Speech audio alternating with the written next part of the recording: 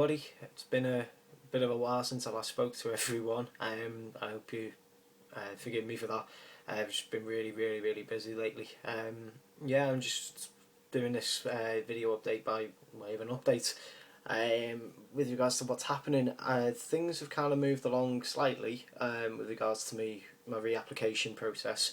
At the moment, I've just received, well, sorry, I'm not too sure whether it was yesterday, it may have been yesterday, but I received a letter from my consultant, which was kind of like, a support letter to back up my reapplication to the DVLA. So I've been able to now get this sent off, which I'll be doing tomorrow. Just to kind of give people a bit of an overview as to what happens and what you kind of get. I received a D1 application, which is like a standard driving license application form, and I also received the DIAB 1 form, the dreaded DIAB 1 form. Here it is again. Yeah, I've not ticked yes this time on the box, purely because, as I've now found out that these guys don't distinguish between conscious and unconscious hypos, then the hypos that I had I don't really think are relevant to being able to operate a motor vehicle, and that's kind of backed up by everybody that I've spoken to, including medical professionals. So I've written them a letter, which I'll just read out to you now, just to kind of back up what I was saying. So, but to whom it may concern, I write to inform you of additional information that I feel is necessary for you to be made aware of when considering my reapplication for a driving licence.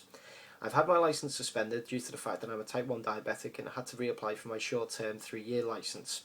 Whilst filling out the DIAB 1 form supplied, I ticked the box that answers yes to question 3C. Have you had more than one episode of severe hypoglycemia requiring assistance from another person in the last 12 months? I answered positively to this section, as I had indeed suffered from 2 severe hypoglycemic attacks in the past 12 months, but when I was asleep, and thus was unaware that my blood glucose had dropped to hypoglycemic levels. This is a medically recognised condition known as asymptomatic nocturnal hypoglycemia, and bears no relevance upon conscious hypoglycemic awareness. Whilst conscious, I have never experienced an issue of severe hypoglycemia, as I am always fully aware if my blood sugars drop to an extent where they are considered hypoglycemic. This can be confirmed by both my medical records and by my consultant, who has also attached a letter of support. Therefore, I have answered no to question 3C in this instance, as the fact that I have had 2 severe nocturnal hypoglycemic attacks does not affect my ability to drive. Unless I am asleep whilst driving, this is not a relevant issue. This is also not subjective opinion, rather it is a medically objective fact that diabetics can have severe hypoglycemic episodes when asleep, but not when awake, due to hypoglycemic awareness being present when conscious, but not when unconscious. As stated, my hypoglycemic awareness is good whilst conscious, so there really is no medically sound reason as to why I should be restricted from operating a motor vehicle. I am well aware of the various rules and regulations in the UK surrounding diabetes and driving, and take care to always ensure that my blood glucose is above 5 millimole per litre before driving. Just as a side note, I thought one really funny thing about all of this is the fact that on the DIAB 1 form, this just shows how little these guys seem to know about what they're talking about. It says on the declaration part, for insulin treated only, I have insulin treated diabetes and I understand the need to test my blood glucose and sugar at times relevant to driving, not more than 2 hours before the start of the first journey and every 2 hours whilst driving. The object of this is to ensure the blood glucose is always above, and this is the best bit, 5 millimole/L per litre while driving. So essentially what they're saying there is, the object of this is to ensure the blood glucose is always above 5 millimole per litre while driving. Which is just, the words don't describe how ridiculous this all is. So to carry on, furthermore, my diabetes control is considered to be excellent by the diabetes clinic I attend, with my HbA1c readings being equal to around 7, considered excellent control. Any hypoglycemic episodes I experience are infrequent, mild, and treated by myself quickly. For further proof that the information provided in this letter is true, please see the letter of support from my consultant that is attached. Please be advised that if this matter is not resolved following this correspondence, I will involve a magistrate's court in the issue, as the stance you have taken with regards to diabetes in this case is wholly incorrect and the consequences grossly unfair. Yours faithfully, Martin Lloyd-Kelly. So I'm hoping that kind of, give some back into to the reapplication. And as I say, my doctor has written a letter too.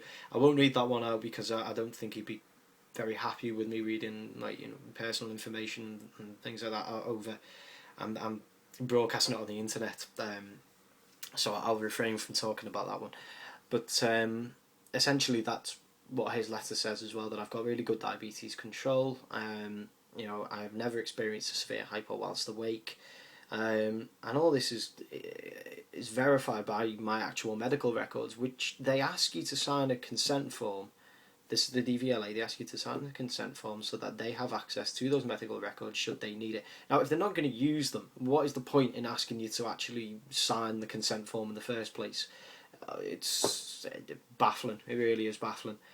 The consequences as well that I mentioned in that letter. I mean, I've noticed recently because you did go to Thai boxing, after I'd finished work, but when I had the car and after I'd finished work, but now because I don't have the car, I wasn't able to make it to Thai boxing.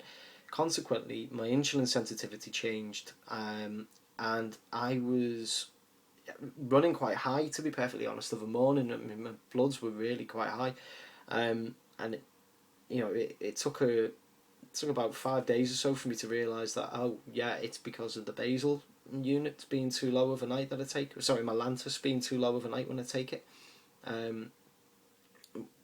Because I'm not doing regular exercise anymore now, because I can't get to Thai boxing because I come home too late from work to be able to get a bus or a taxi there in time. And it costs too much to get a taxi there. That my sensitivity to insulin had changed, and I was no longer able to keep my blood sugars under control on the amount that I was taking. So, this stuff does take a pretty detrimental effect, to be perfectly honest. And yeah, I just hope that we manage to change something here, because it will affect people's lives in a very bad way. And I know a lot of people who have been signing on the petition have been regaling stories of experiences they've had, and to be honest, an awful lot of them are just horrible to read, especially from people who have lost their jobs and stuff because of this.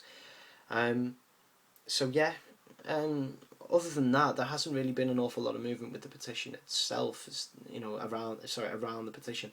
Obviously, we've got to 1,000 signatures, which is absolutely fantastic, and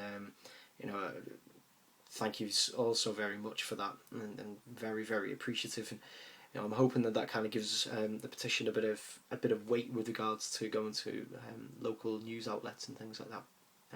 Hopefully they'll be more inclined to cover this a bit more now that they know it's got so much support.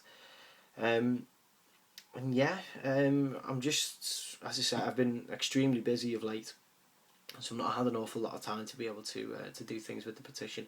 Hopefully I'll be a lot freer pretty soon. I should have my thesis out of the way pretty soon, hopefully by the end of the month. But yeah, I was also contacted by the member of the diabetes clinic focus group that I attend, who has said that they will give me their full support. They'll try and arrange to meet up with me so that we can have a discussion about what's going on and things. And they also said that they did oppose this when the EU directive first came out. They foresaw the problems that could potentially arise because of it, and they said it's just unfortunate now that you're i.e. me, I'm the real world example of the concerns that they raised at the time, but nobody listened to them, which is a similar story that I've heard from quite a few. Like Diabetes UK Advocacy have said the same thing. The other foundations that they're in touch with, the Association of British Clinical Diabetologists and the International Diabetes Federation, all the concerns that they raised kind of fell on deaf ears, and this all just seems to be a bit of a monster of bureaucracy now, which needs to be overturned. So yeah, thank you all very much again for signing, for getting us to 1,000 especially, and I'd just like to ask if you would all just keep it up, keep sharing, keep supporting, and hopefully we can start to really get somewhere now. That's great. I'll keep you updated with what's going on with my application as well. If anybody wants to ask me about the reapplication procedure that I've gone through and all the rest of it, if you're a little bit unsure, because it does seem to be a bit of a black box, then let me know. I think people have got my email and things like that. I think they have. If not, just drop me a comment on the petition or something like that, and I'll get information over to you as best as I possibly can. But yeah, thank you all once again, and I'll speak to you soon, hopefully. Bye bye.